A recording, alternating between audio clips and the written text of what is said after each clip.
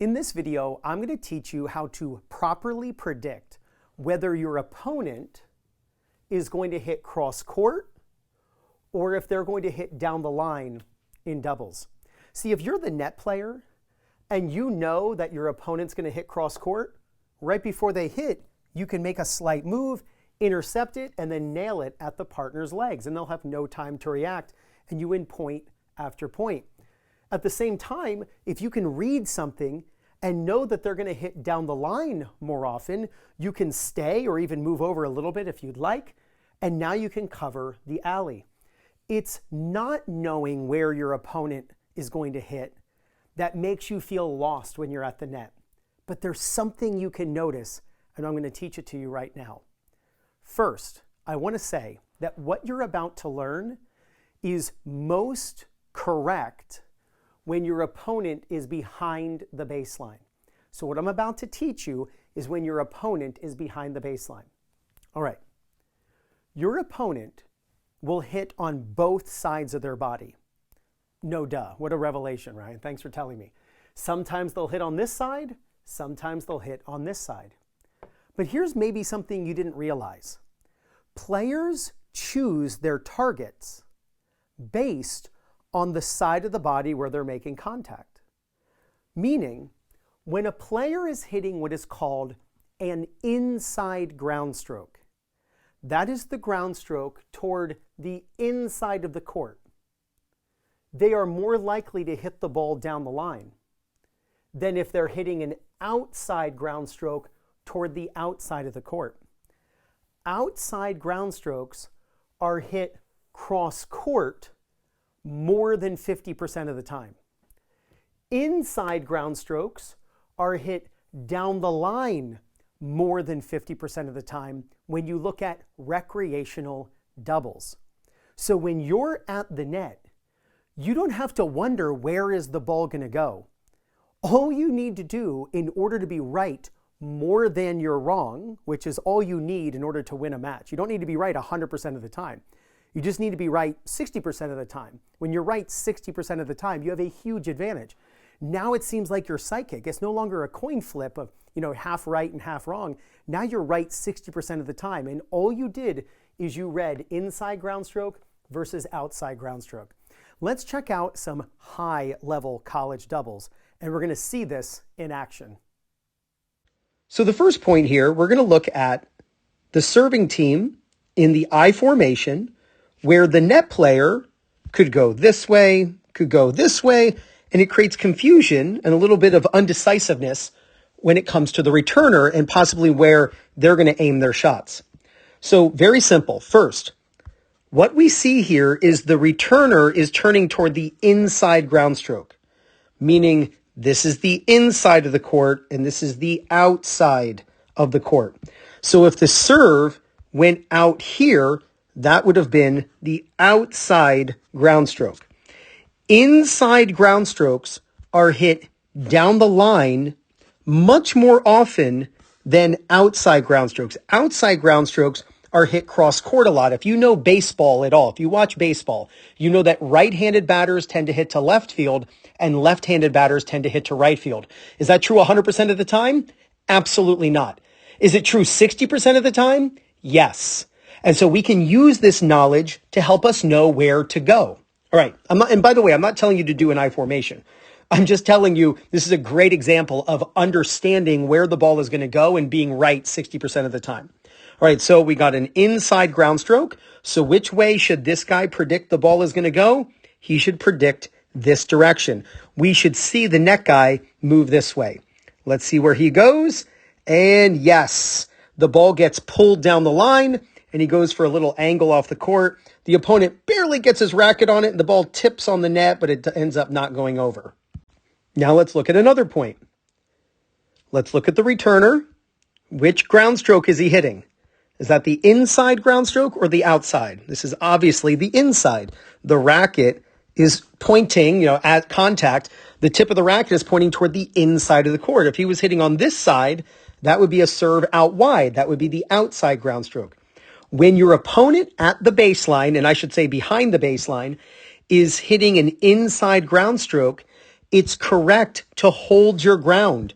Do not predict that the ball is going to go cross court. You will be wrong more than you're right, and you'll make a move like this, and the ball will beat you down the line. So watch. This guy at the net, which, by the way, this guy won the 2021 Junior U.S. Open doubles title. This guy knows how to play doubles. He currently plays for Columbia University. So he sees the inside ground stroke, and watch how he doesn't go anywhere. He stays. He's not cutting into the middle, predicting a ball going cross court. He's actually holding his ground, predicting that the ball is going to come to him. Now, the ball does go cross court, but it's very slow, so he's able to get his racket on the ball. The point continues. Now, again, I want you to focus on this guy right here. Watch what he does. He's looking that the ball go cross court to the baseliner. Which stroke is the baseliner who's behind the baseline? Which stroke is he hitting? Inside ground stroke or outside ground stroke? Inside ground stroke. The ball is 60% of the time. I would say maybe even, let's change it up. I'm going to say as much as 75% of the time, especially when the inside ground stroke is a forehand. This ball is going to get yanked down the line. It would not be smart for this guy to predict that the ball is going cross court because he will only be right 25% of the time. We want to play high percentage tennis, so it is correct to cover the alley. Here the ball comes right to him and he puts the ball away. Now let's check out an outside ground stroke. So there's an outside ground stroke being hit.